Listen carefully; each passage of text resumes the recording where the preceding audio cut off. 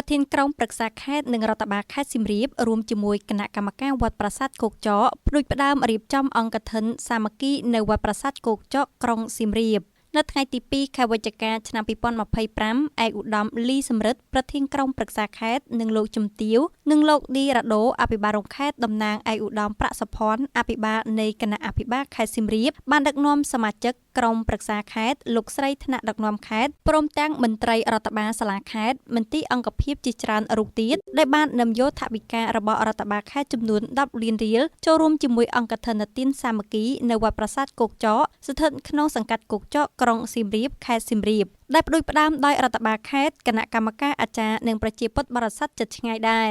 ព្រះគ្រូវិចិត្រវង្សាញាតិធម្មោហែមកំសានព្រះគ្រូចៅអធិការវត្តមានធរដីកាថាបច្ច័យអមត្រៃដែលទទួលបានពីអង្គកឋិនទានឆ្នាំនេះនឹងយកទៅកសាងសាលាធម្មសភាឬសាលាឆាន់ថ្មីមានទំហំ30 គុណនឹង60កម្ពស់2ជាន់ដោយសារសាលាឆាន់ចាស់មានសភាពចាស់ទ្រុឌទ្រោមនិងចង្អៀតឯកឧត្តមលីសំរិទ្ធប្រធានក្រុមប្រឹក្សាខេត្តបានថ្លែងកោតសរសើរចំពោះព្រះចៅអធិការព្រះសង្ឃគណៈកម្មការអាចារ្យវត្តបងប្អូនប្រជាពលរដ្ឋនិងពុទ្ធបរិស័ទគ្រប់មជ្ឈដ្ឋានដែលបានសាមគ្គីចូលរួមទាំងកម្លាំងកាយកម្លាំងចិត្តនិងលះបង់ទ្រព្យធននាំគ្នារៀបចំអង្គកឋិនទាននេះឡើងជាការរួមចំណែកយ៉ាងសំខាន់ក្នុងការជួយឲ្យវិស័យពុទ្ធចក្រកាន់តែរីកចម្រើនតទៅទៀតឯកឧត្តមមានប្រសាសន៍ថាបច្ច័យយកមកប្រគេនក្នុងអង្គកឋិនទាននាពេលនេះកាត់ឡើងដោយសទ្ធាជ្រះថ្លាឈលលើស្មារតីសាមគ្គីនិងមានឆន្ទៈគោរពជឿលើព្រះពុទ្ធសាសនានិងបានកំណត់ដោយរដ្ឋធម្មនុញ្ញនៃប្រជាណាចក្រកម្ពុជាយើងថាព្រះពុទ្ធសាសនាជាសាសនារបស់រ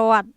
ឯកឧត្តមលើកឡើងទៀតថានៅកម្ពុជាវិស័យពុទ្ធចក្រនិងវិស័យអាណាចក្រគឺតែងតែដើរទន្ទឹមគ្នាមិនអាចខ្វះមួយណាបានឡើយអាស្រ័យដោយប្រទេសយើងទទួលបានសុខសន្តិភាពពេញលេញសង្គមជាតិទាំងមូលមានការអភិវឌ្ឍរីកចម្រើនគ្រប់វិស័យបានបង្កលក្ខណៈងាយស្រួលដល់បងប្អូនប្រជាពលរដ្ឋទៅចូលរួមបំពេញបុណ្យគ្រប់ពេលវេលានិងគ្រប់ទីកន្លែងមិនមានក្តីបារម្ភឡើយព្រះបវរវិជាទេពភឿនព្រះវិន័យធុគុណខេត្តបានសម្ដែងធម្មទេសនាថាកឋិនទានជាបុណ្យអនុលោមតាមព្រះវិន័យហើយជាការទានដ៏ពិសេសមួយដែលមានកំណត់ពេលវេលាច្បាស់លាស់គឺរយៈពេល29ថ្ងៃពីថ្ងៃ100ខែអាសត់ដល់ថ្ងៃ15កើតខែកដិកពុំមានចេះតែធ្វើនៅពេលណាក៏បានតាមចិត្តចង់នោះឡើយហើយបព្វជិតក៏ដោយក្រហោះក៏ដោយអាចធ្វើកឋិនទានបានដូចគ្នាព្រះពុទ្ធទ្រង់អនុញ្ញាតឲ្យភិក្ខុសង្ឃទទួលកឋិនហើយភិក្ខុធ្វើកឋិនធរកិច្ចគឺក្រាក្រងអនុមោទនាកឋិននោះដើម្បីសម្រាប់នៅទុក្ខលំបាកក្នុងការប្រើប្រាស់បច្ច័យមួយចំនួនដូចជាត្រៃជីវរ